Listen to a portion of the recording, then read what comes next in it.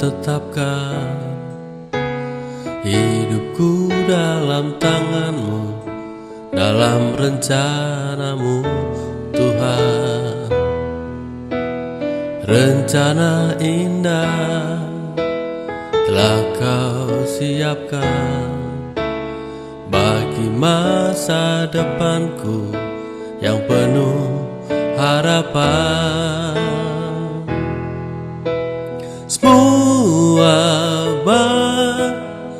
Semua baik apa yang telah Kau perbuat di dalam hidupku.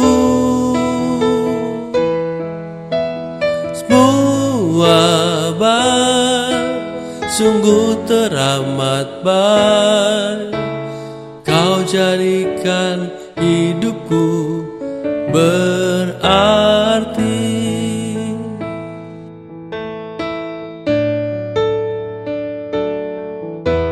Dari semula telah Kau tetapkan hidupku dalam tangan-Mu, dalam rencana-Mu Tuhan.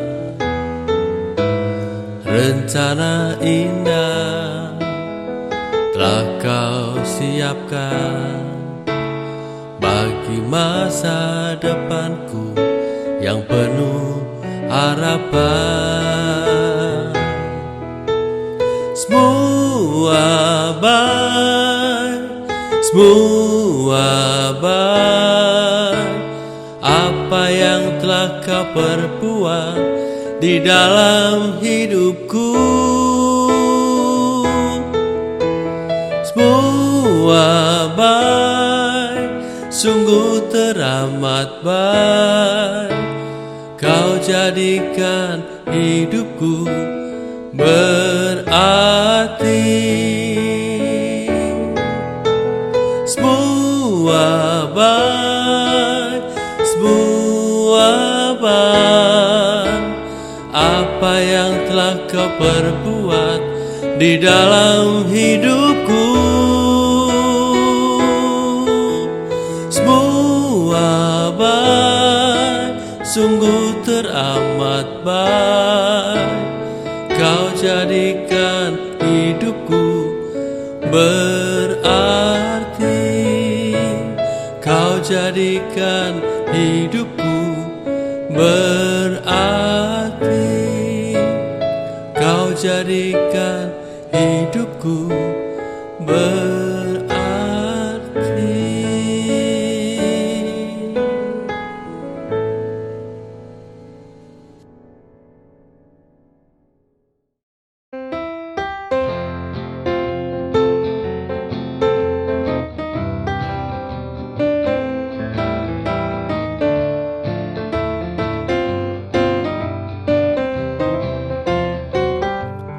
Langkahku diatur oleh Tuhan, dan tangan kasih-Nya membimbingku. Di tengah gelombang dunia menakutkan, hatiku tetap tenang teguh. Tiap langkahku, ku tahu Tuhan yang pimpin ke tempat tinggiku dihantarnya. Hingga sekali nanti aku tiba di rumah Bapa surga yang bakal.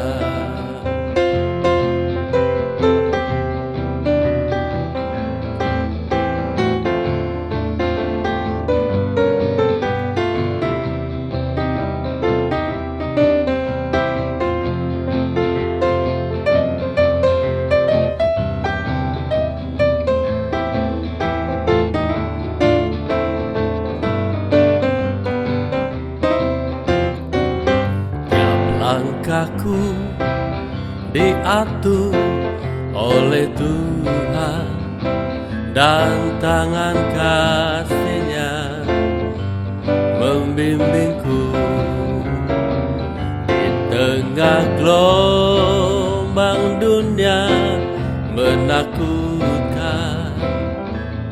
Hatiku tetap tenang teguh, tiap langkahku ku tahu Tuhan yang pimpin ke tempat tinggiku dihantarnya. Hingga sekali nanti aku tiba di rumah Bapa surga yang bakal. Tiap langkahku ku tahu Tuhan yang pimpin ke tempat tinggiku dihantarnya.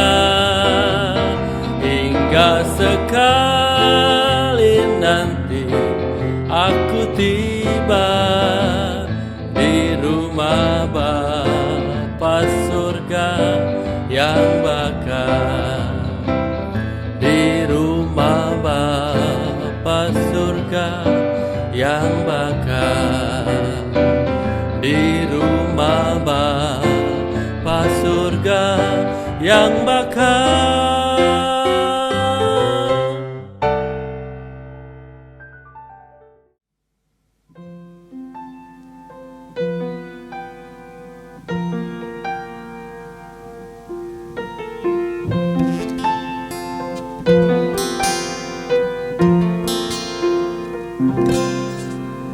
Bila hati terasa berat, tak seorang pun mengerti bebanku.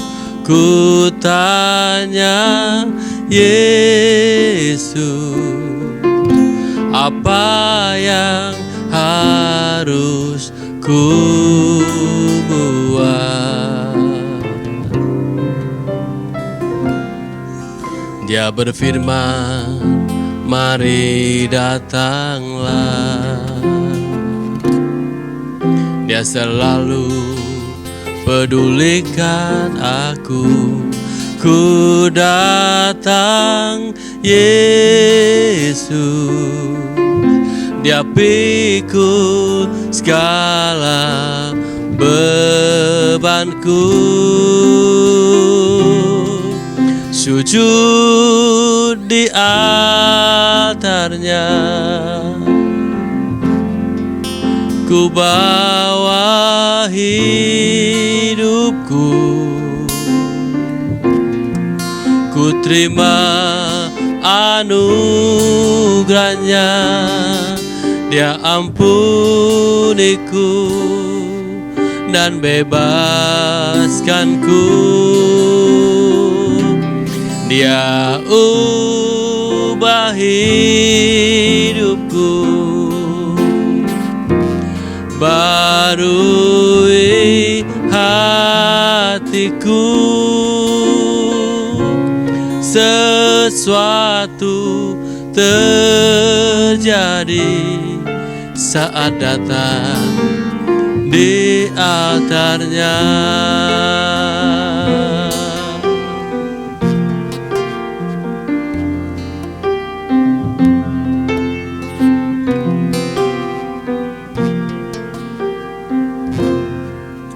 Bila hati terasa berat,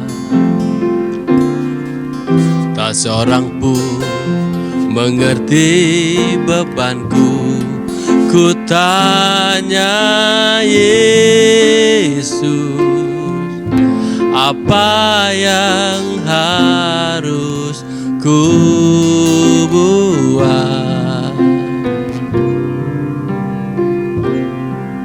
Dia berfirman, mari datanglah.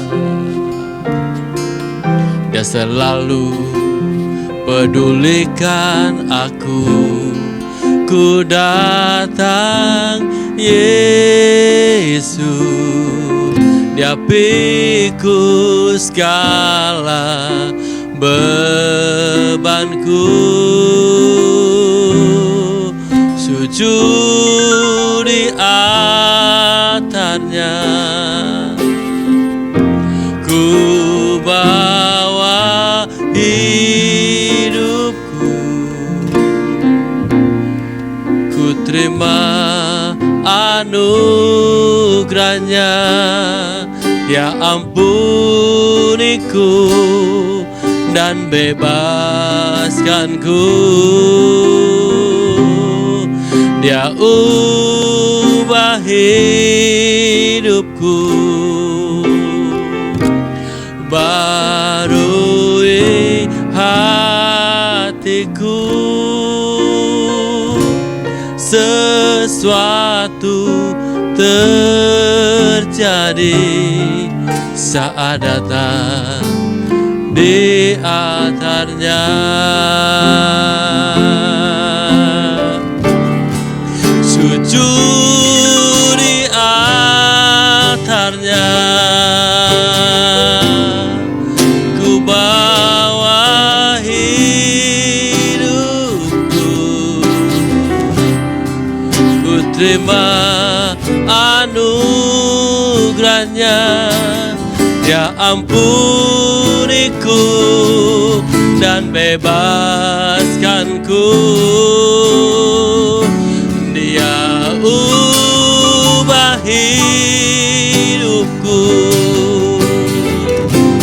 barui hatiku. Sesuatu terjadi saat datang di altarnya. Mukjizat terjadi, pemulihan terjadi. Sesuatu terjadi saat datang di altarnya.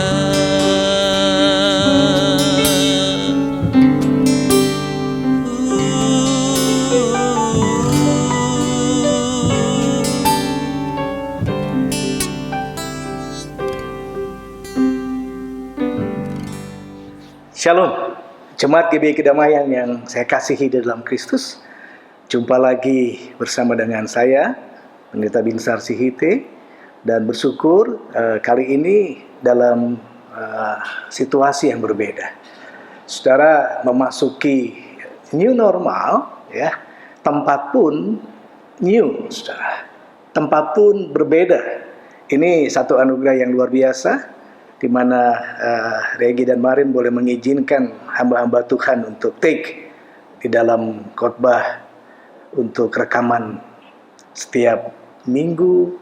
Anda boleh dengarkan ibadah online di rumah, dan saya percaya ibadah online sekalipun tetap akan mendapat berkat yang luar biasa.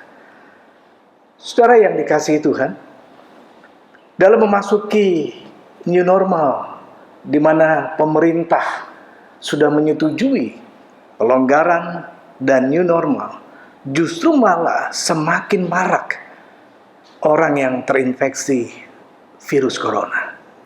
Tadi pagi saya mendengar bahwa jumlah yang terinfeksi corona itu sudah mencapai angka 49.009 pasien yang terkena.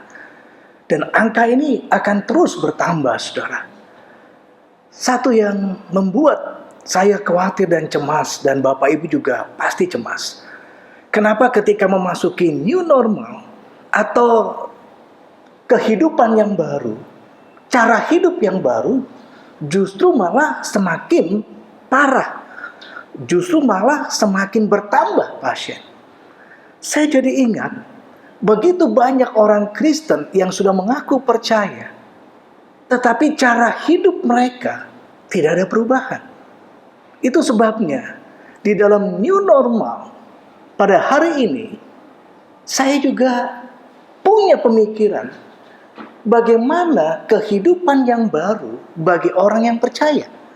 Khotbah saya beri judul pada pagi hari ini, Tanda dari Manusia Baru. Mari kita buka firman Tuhan yang ditulis oleh Rasul Paulus yang terdapat di dalam surat Kolose. Surat Kolose pasal yang ketiga, ayat yang kelima sampai dengan ayat yang ke-17. Jemaat, kalau ada Alkitab di rumah, silakan ambil Alkitab Anda, Alkitab manual ataupun Bible elektronik, silakan, boleh Anda ambil. Saya tunggu Bapak Ibu atau jemaat untuk mengambil Alkitab. Kita akan baca bersama-sama. Saya akan baca untuk jemaat yang saya kasihi. Beginilah firman Tuhan. Lembaga Alkitab berikan judul di sana Manusia Baru. Saya beri judul Tanda dari Manusia Baru. Karena itu, matikanlah dalam dirimu segala sesuatu yang duniawi, yaitu percabulan, kenajisan, hawa nafsu, nafsu jahat, dan juga keserakahan, yang sama dengan penyembahan berhala. Rupanya Paulus ingin menekankan bahwa selama ini kalau kita menyembah berhala itu menyembah patung gitu ya, atau juga meja abu. Tapi ternyata konsep itu keliru, saudara. Paulus lebih menekankan bahwa serakah saja itu sudah sama seperti penyembahan berhala. Hati-hati, saudara. Kalau saudara egois, saudara serakah, tidak memikirkan orang lain, saudara pun sama dengan orang yang sedang menyembah berhala. Semuanya itu mendatangkan murka Allah atas orang-orang durhaka. Dahulu kamu juga, saudara lihat ini penekanan yang tajam sekali, saudara. Dia katakan dahulu kamu juga, jelas ini jemaat di Kolose, orang percaya, orang yang sudah menerima Kristus, melakukan hal-hal itu ketika kamu hidup di dalamnya. Tetapi sekarang buanglah semuanya ini, yaitu marah, geram, kejahatan, fitnah, dan kata-kata kotor yang keluar dari mulutmu. Jangan lagi kamu saling mendustai, karena kamu telah menanggalkan manusia lama serta kelakuannya, dan telah mengenakan manusia baru yang terus-menerus diperbaharui untuk memperoleh pengetahuan yang benar menurut gambar kaliknya. Dalam hal ini tiada lagi orang Yunani, orang Yahudi, orang bersunat atau orang tak bersunat, orang barbar atau orang skit, budak atau orang merdeka, tetapi Kristus adalah semua di dalam segala sesuatu. Karena itu, sebagai orang-orang pilihan Allah yang dikuduskan dan dikasihinya, kenakanlah belas kasihan, kemurahan, kerendahan hati, kelemah lembutan, dan kesabaran. Sabarlah kamu seorang terhadap yang lain, dan ampunilah seorang akan yang lain, apabila yang seorang menaruh dendam terhadap yang lain, sama seperti Tuhan telah mengampuni kamu. Kamu perbuat jugalah demikian. Dan di atas semuanya itu, kenakanlah kasih sebagai pengikat yang mempersatukan dan menyempurnakan. Hendaklah damai sejahtera Kristus memerintah dalam hatimu, karena untuk itulah kamu telah dipanggil menjadi satu tubuh. Dan bersyukurlah. Hendaklah perkataan Kristus diam dengan segala kekayaannya di antara kamu, sehingga kamu dengan segala hikmat mengajar dan menegur seorang akan yang lain, dan sambil menyanyikan mazmur dan puji-pujian dan nyanyian rohani, kamu mengucap syukur kepada Allah di dalam hatimu. Dan segala sesuatu yang kamu lakukan dengan perkataan atau perbuatan, lakukanlah semuanya itu dalam nama Tuhan Yesus, sambil mengucap syukur oleh Dia kepada Allah Bapa kita. Saudara, kita tahu bahwa Paulus menulis surat ini kepada jemaat di Kolose. Tentunya jemaat ini mengalami banyak persoalan, saudara. Kenapa? Karena banyak orang yang sudah mengaku Kristen, mengaku percaya, sudah ke gereja, bahkan sudah pelayanan, tapi tidak terlihat tanda kalau dia sudah menjadi manusia baru. Saudara, ada dua kata yang mempunyai arti yang berbeda. Baru jadi manusia sama manusia baru, ini dua hal yang berbeda, saudara. Kalau baru jadi manusia atau baru jadi orang, mungkin itu sama artinya dengan orang yang sukses. Saya pernah diajak oleh papa saya, kemudian papa saya memperkenalkan kepada teman-temannya. Kemudian teman papa saya bilang, oh ini anak kamu yang namanya Binsar. Wah, sekarang udah jadi orang ya. Waduh, dulu berarti monyet, saudara. Kalau dia katakan sekarang udah jadi orang, ternyata kata sekarang udah jadi orang itu mengandung pengertian sudah berhasil, sukses, puji Tuhan, saudara. Tapi manusia baru di sini bukan seperti itu. Jadi baru jadi manusia sama manusia baru itu dua hal yang berbeda.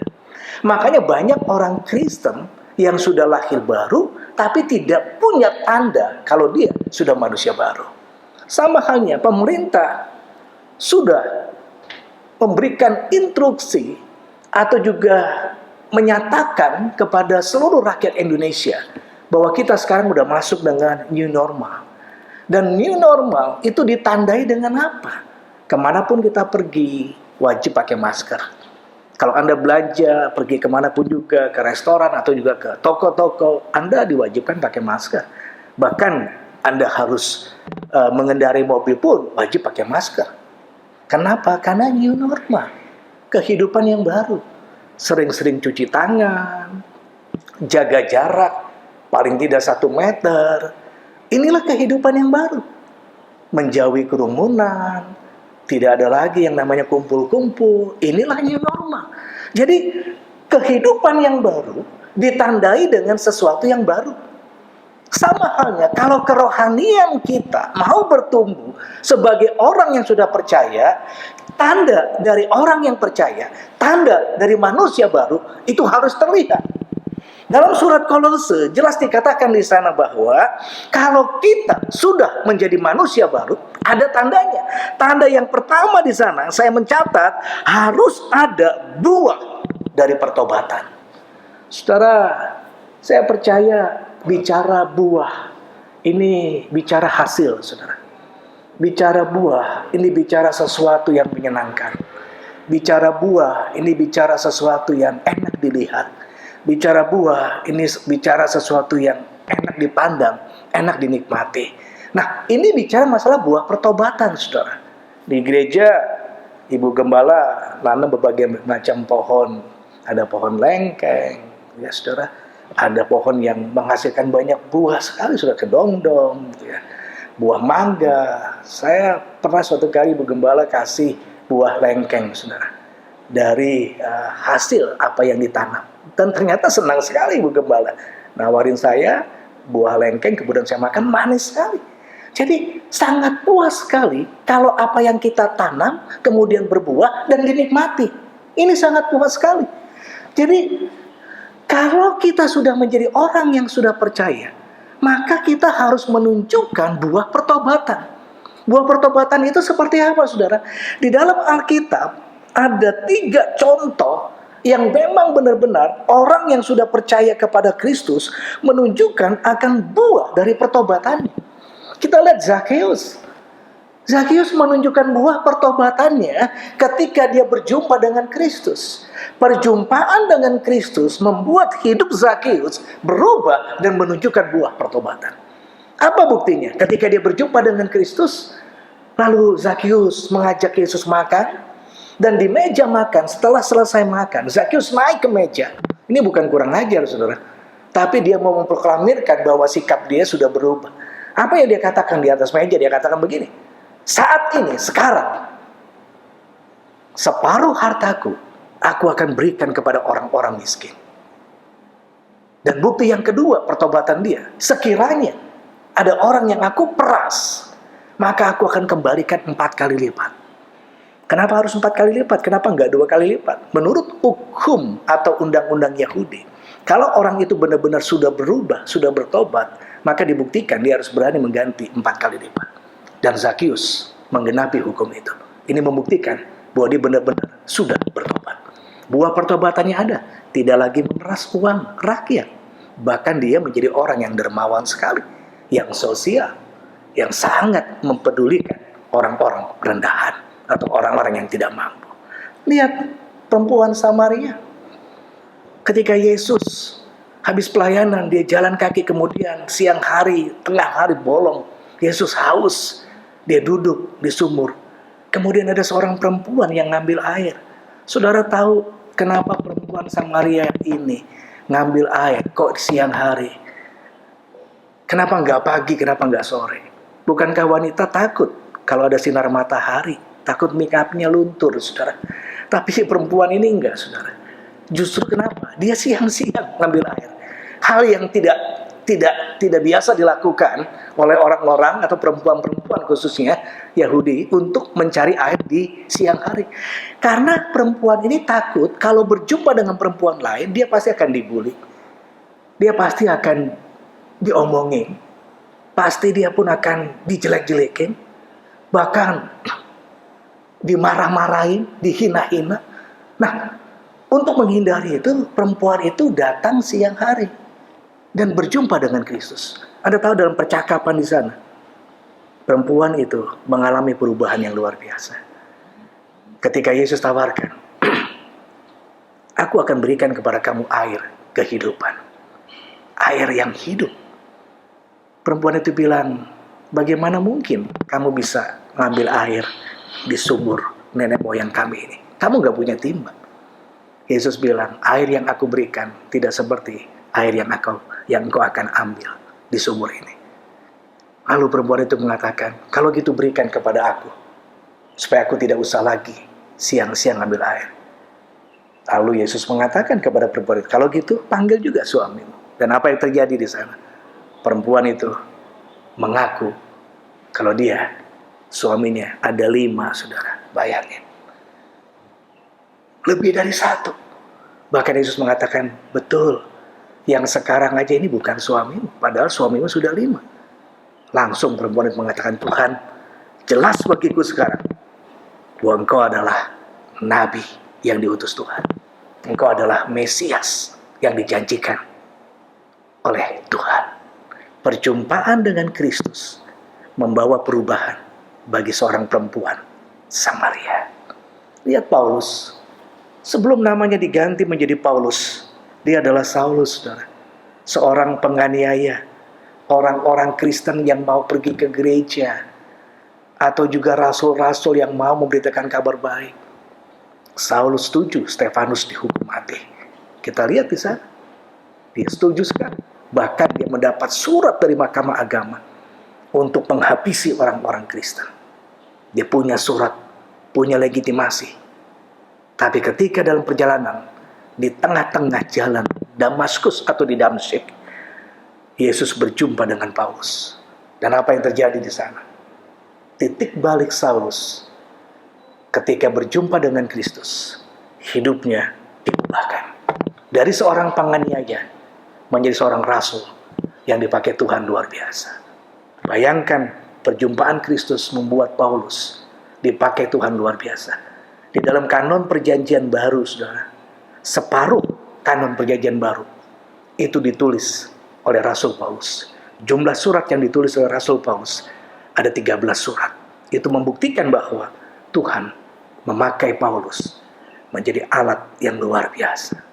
Saudara, gimana dengan pertobatan kita? Begitu banyak istilah-istilah di dalam gereja. Ada istilah napas, Natal dan Paskah baru kita bertobat. Cuma Natal doang, kelihatan rohani. Cuma Paskah doang, kelihatan rohani. Ada juga Kristen kapal selam. Kadang dia nyelam, kadang dia muncul di gereja. Saat ini mungkin nggak pernah lagi bertemu di gereja secara fisik karena sedang pandemi. Tapi bisa jadi di rumah pun kita nggak pernah ibadah.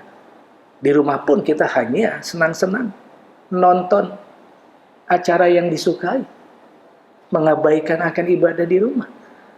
Kalau memang kita benar-benar bertobat, orang lain tidak melihat, tapi buah dari pertobatan itu nyata. Tanda dari manusia baru, dia pasti meninggalkan yang lama dan mengenakan yang baru. Apa itu yang baru? Sesuatu yang Tuhan sukai. Yang kedua, saudara, apa tanda yang kedua dari manusia baru? Yang kedua, tanda dari manusia baru, dia menghasilkan yang namanya buah roh. Sudah dalam Galatia pasal 5 ayat 22 sampai 23, ada 9 buah roh yang Paulus tuliskan di dalam surat Galatia. Ke-9 buah roh ini, banyak orang Kristen yang buah rohnya itu busuk, saudara. Nggak matang, masih mentah. Dikatain sedikit tersinggung. Nggak diucapin selamat ulang tahun, marah. Nggak pernah diajak lagi pelayanan, ngambek. Nggak diajak makan, nongki, atau juga nongkrong cantik, ngambek.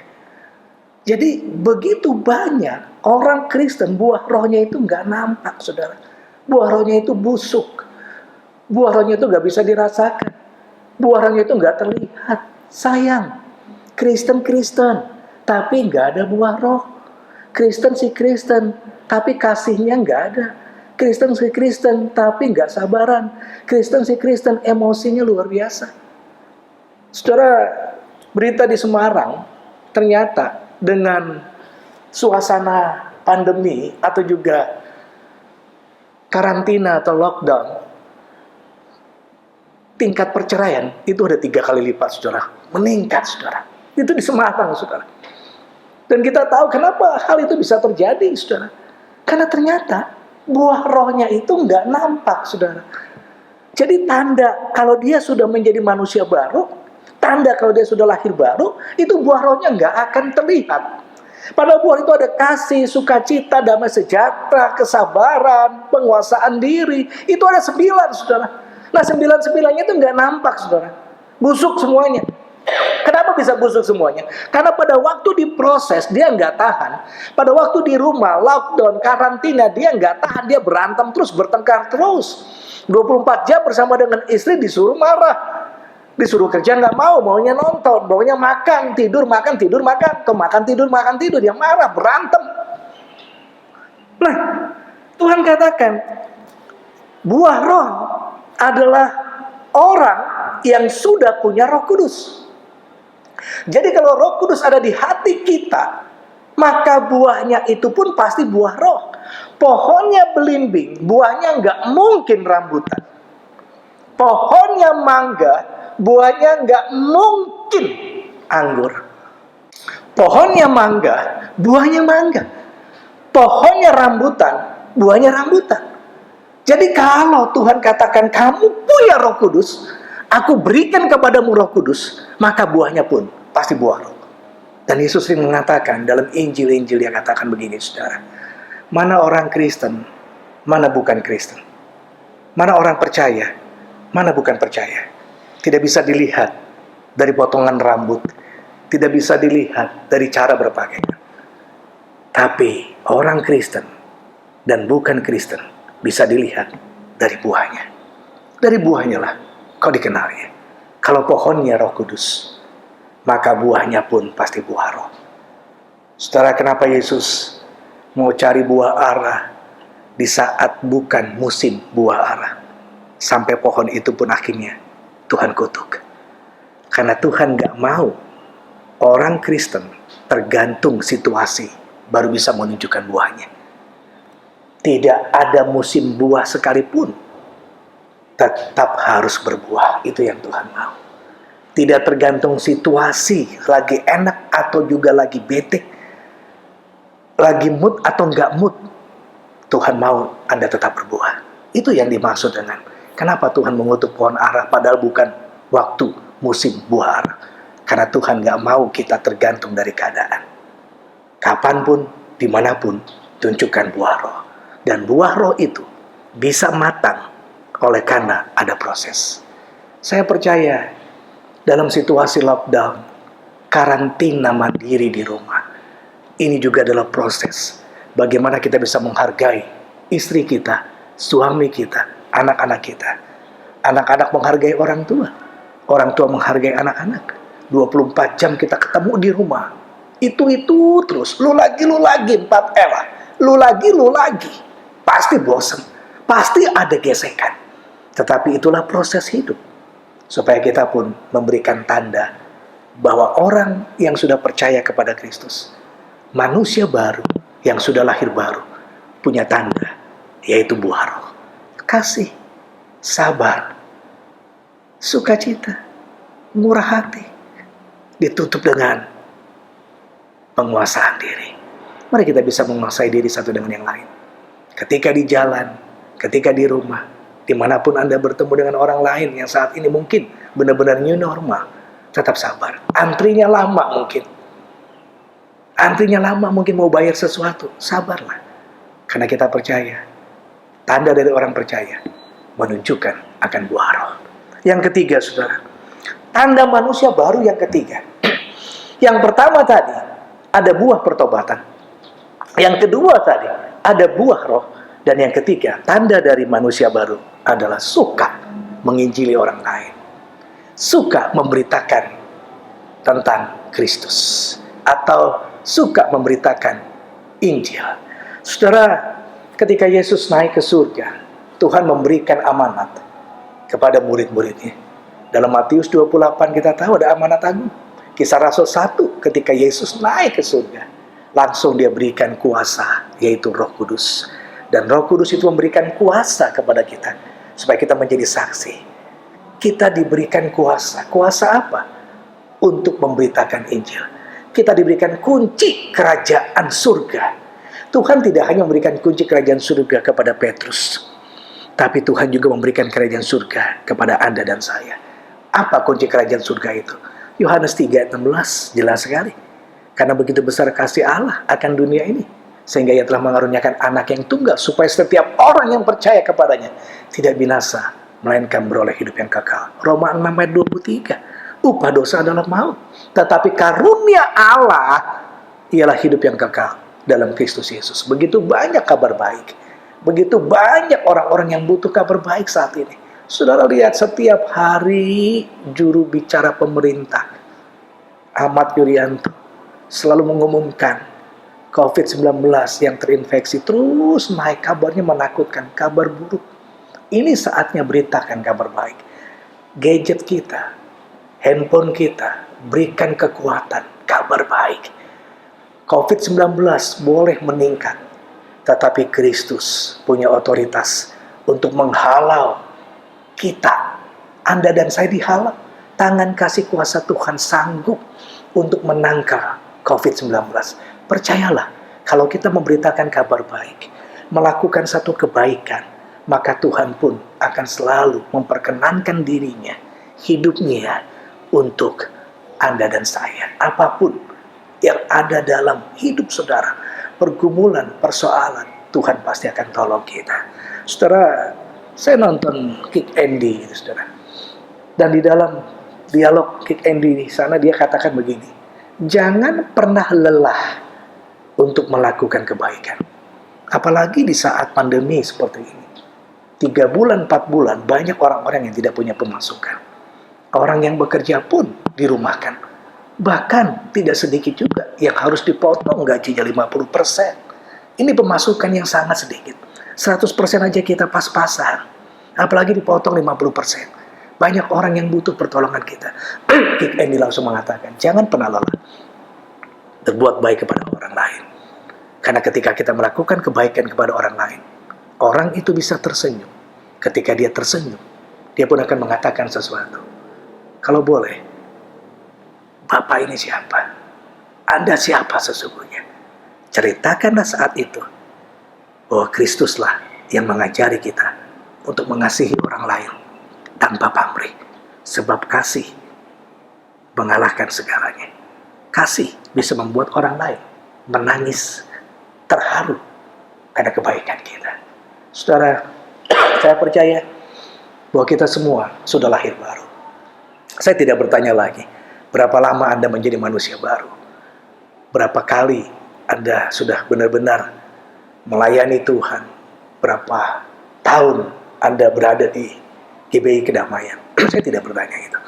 Tapi yang saya tanyakan hari ini, sudahkah Anda menunjukkan tanda sebagai manusia yang sudah lahir baru? Sudahkah Anda menunjukkan tanda-tanda bahwa saya benar-benar sudah diselamatkan Tuhan? Tanda yang pertama, tunjukkan buah pertobatan Anda. Tunjukkan sikap hidup Anda yang benar-benar sudah berubah. Di rumah, di tempat Anda bekerja, di lingkungan masyarakat, di gereja, dimanapun juga. Buktikan ada buah pertobatan di sana. Yang kedua, biarkan buah roh kita semakin hari semakin matang, supaya orang lain pun bisa menikmati dan bisa tersenyum oleh karena kehadiran kita. Dan yang ketiga, mari kita suka memberitakan kabar baik. Bukan kabar yang hoax, bukan kabar yang membuat orang gelisah, takut. Untuk apa? Kita upload, kita blast kabar-kabar yang copas, tapi hanya membuat orang lain bacanya takut.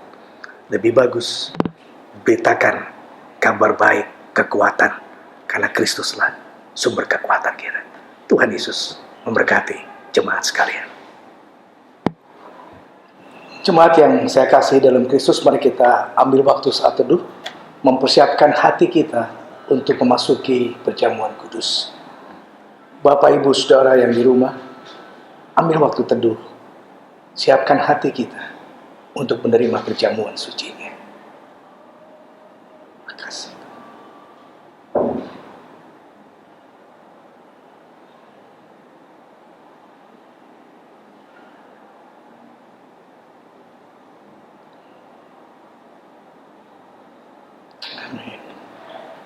Untuk kepala keluarga, silakan persiapkan diri, kemudian bagikan roti atau crackers, anggur, sirup atau air teh manis, silakan bagikan kepada anggota keluarga.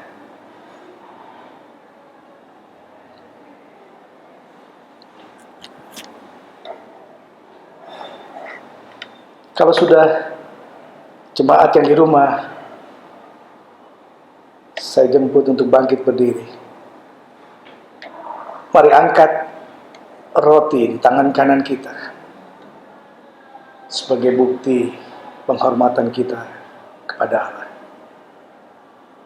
Sesudah itu, Yesus mengambil roti dan mengucap syukur atasnya, lalu memecah-mecahkannya dan membagi-bagikannya.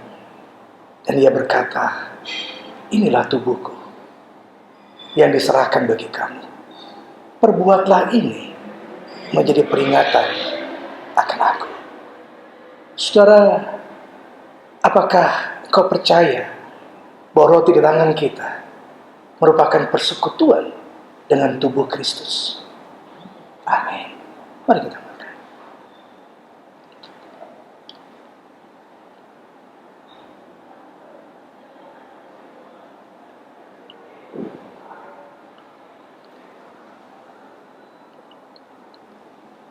Mari angkat cawan dengan tangan kanan kita melebihi kepala kita.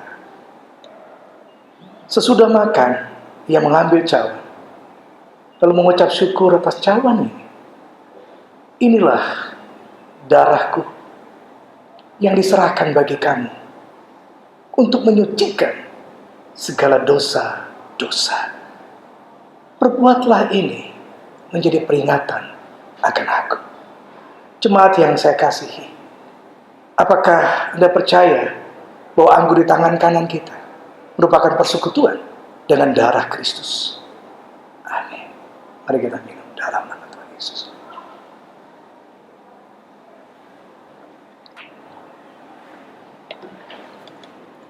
Jemaat tetap berdiri. Mari kita ambil waktu saat teduh mengucap syukur untuk apa yang Tuhan sudah lakukan. Pengorbanan tubuhnya, darahnya yang tercurah untuk menyucikan segala dosa kita. Mari kita mengucap syukur.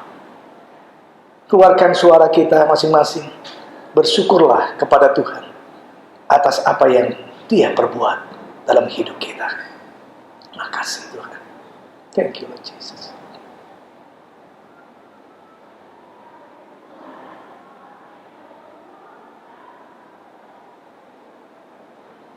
Bapak, inilah ucapan syukur jemaat-Mu Tuhan untuk apa yang Engkau sudah lakukan.